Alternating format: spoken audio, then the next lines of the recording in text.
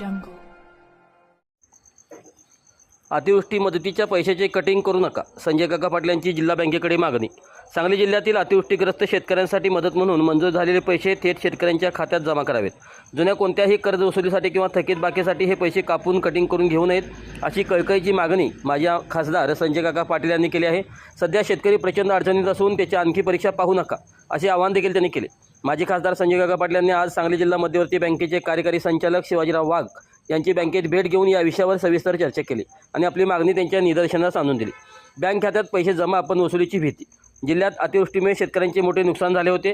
या नुकसानीची भरपाई तातडीने मिळावी यासाठी माननीय खासदार संजय काका पाटील यांनी रस्त्यावर उतरून चक्काजाम आंदोलन केले होते. तसेच पंचनाम्यासाठी गावोगावी जाऊन पाठपुरावा देखील केला होता.